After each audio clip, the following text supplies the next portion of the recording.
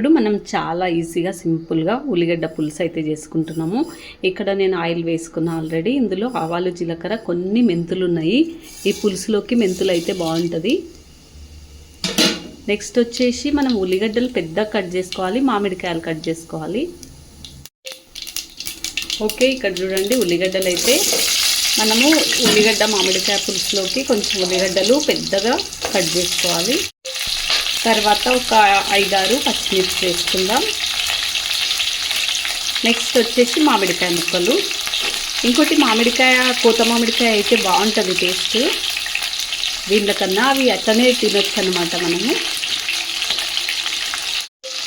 Okay, ఇప్పుడు టమాటాలు నేను ఒక 2 తీసుకున్నా.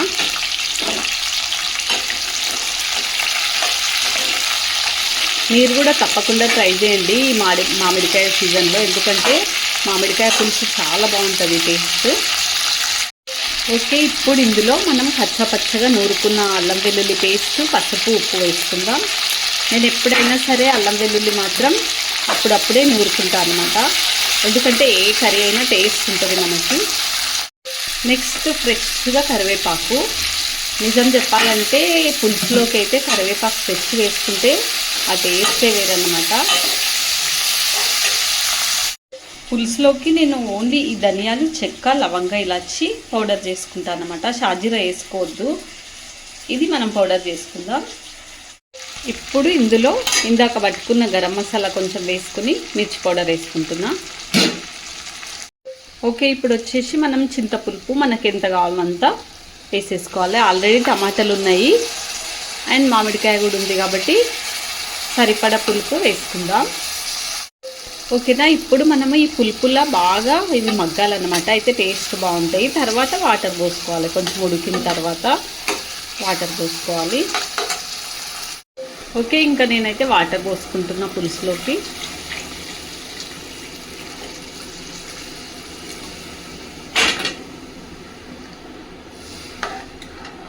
ఇంకా ఉప్పు చూసుకోవాలి. ఇప్పుడు నెక్స్ట్ ఇందులో మనం బెల్లం కానీ కొంచెం చక్కెర కానీ వేసుకోవాలి, అయితే టేస్ట్ బాగుంటుంది అనమాట. మెంతుల పొడి, మెంతులు వేసుకొని వాళ్ళు మెంతుల పొడి వేసుకోవచ్చు కొంచెము. ఓకే, ఇప్పుడైతే నేను చక్కెర వేసుకుంటున్నా, మీతోన బెల్లం ఉంటే బెల్లం వేసేసుకోండి. ఇప్పుడు ఇంకా బాగా మరిగించుకునేలోపు మనము శనగపిండి అయినా సరే, బియ్యం పిండి అయినా సరే, లేకపోతే జొన్న పిండి అయినా సరే, ఇంకోటి జొన్న పిండి మామిడికాయ పులుసుకు బాగుంటుంది అన్నమాట. నేనైతే అది ఉండలు లేకుండా కలుపుకుంటాను ఇప్పుడు. ఓకే, నేనైతే జొన్న పిండిలో వాటర్ వేసుకొని ఉండలు లేకుండా కలుపుకుంటున్నా. ఇది బాగా మరుగుతుంది. ఇప్పుడు ఈ మామిడికాయ పులుసులో మనకి ఏం తక్కువ పడ్డాయో ఒకసారి చూసుకోవాలి. ఉప్పు తక్కువ పడిందా ఏంది అన్నీ చూసుకొని వేసుకోవాలన్నమాట. ఓకే, ఇది ఇంకా కొంచెం మరిగిన తర్వాత మనం దీనిలో పిండిని వేసుకుందాం. ఇప్పుడు మనము దీనికి తగినంత పిండి కలుపుకుందాం. పిండి మనం చూసుకొని కలుపుకోవాలి, ఎంత వేసుకుంటున్నామని కలిపితే తెలుస్తుంది అన్నమాట. ఇప్పుడు పిండి కలుపుకున్న ఈ ఉల్లిగడ్డ మామిడికాయ పులుసులో మనకి ఎంత కావాలో అంత పిండి ఇట్లా తిక్కుగా ఉండాలి. ఇది ఇంకా కొంచెం ఉడికిన తర్వాత ఇంకా కొంచెం తిక్కు అయిపోతుంది అన్నమాట.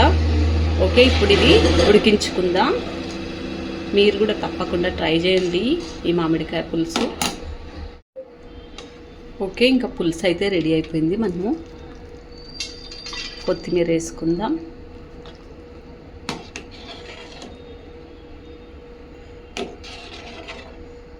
మామిడికాయ ఉల్లిగడ్డ పులుసు రెడీ. మీరు కూడా తప్పకుండా ట్రై చేయండి, చాలా టేస్ట్ ఉంటుంది అన్నమాట. ఇది ట్రై చేసి నాకైతే కామెంట్ చేయండి తప్పకుండా.